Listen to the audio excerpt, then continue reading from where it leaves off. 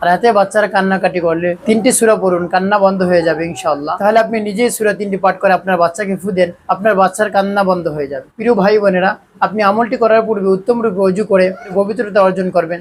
তারপরে আপনি আউযু বিল্লাহি মিনাশ শাইতানির রাজীম বিসমিল্লাহির রহমানির রহিম এটা পুরোটাই পড়বেন। তারপর একবার আয়াতুল কুরসি পড়বেন।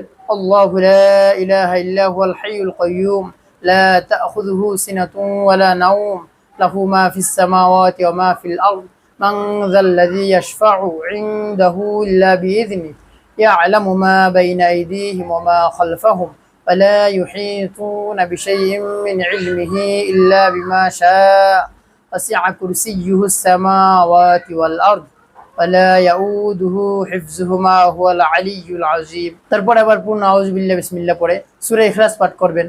আউযু বিল্লাহি মিনাশ শাইতানির রাজীম বিসমিল্লাহির রহমানির রহিম কুল হুয়াল্লাহু আহাদ আল্লাহুস সামাদ লাম ইয়ালিদ ওয়া লাম ইউলাদ ওয়া লাম ইয়াকুল লাহু কুফুয়ান আহাদ। তারপরে সূরা ফালাক আউযু বিল্লাহি এবং বিসমিল্লাহ পুরোটাই পড়বেন। কুল আউযু বিরাব্বিল ফালাক মিন শাররি মা খালাক ومن شر غاسق إذا وقب ومن شر النفاثات في العقد ومن شر حاسد إذا حسد। তারপরে সূরা নাস পড়বেন।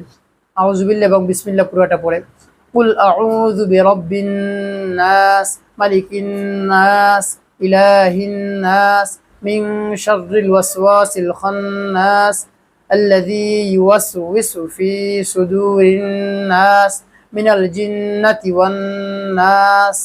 এইগুলো পড়ে ফু দিবেন এবং হাতে ফু দিয়ে পুরো শরীর ভাবে মুছিয়ে দিবেন। তাহলে আপনার বাচ্চার কান্না বন্ধ হয়ে যাবে ইনশাআল্লাহ। তারপরে এই দোয়াটা পড়বেন বিসমিল্লাহিল্লাযী লা ইয়াদুররু মা ইসমিহি শাইউন ফিল আরদি ওয়ালা ফিস সামাই ওয়া হুয়াস সামিউল আলীম। এটা পড়েও তার শরীরে ফু দিবেন, তাহলে তার কান্না পুরোটাই বন্ধ হয়ে যাবে। তারপরে পানির মধ্যে ফু দিয়ে আপনি সেই পানি ওই বাচ্চাকে খাওয়াই দিবেন। তারপরেও যদি দেখেন কান্না থামছে না, তখন আপনি অল্প কিছু লবণ নেবেন, লবণের মধ্যে সূরা ফাতিহা পড়ে আপনি ফু দিবেন। তারপরে অল্প পানির মধ্যে আপনি মিশিয়ে নেবেন, আপনার রুমগুলো আপনি সেই পানি দ্বারা মুছবেন। তাহলে দেখবেন আল্লাহ রাব্বুল আলামিনের সূরার বরকতে বাচ্চার কান্না বন্ধ হয়ে গেছে। তাহলে ওই শয়তান আর ঘরে প্রবেশ করতে পারবে না। আল্লাহ রাব্বুল আলামিন আমাদের সকলকে শয়তানি থেকে মুক্ত রাখুন, হেফাজত রাখুন।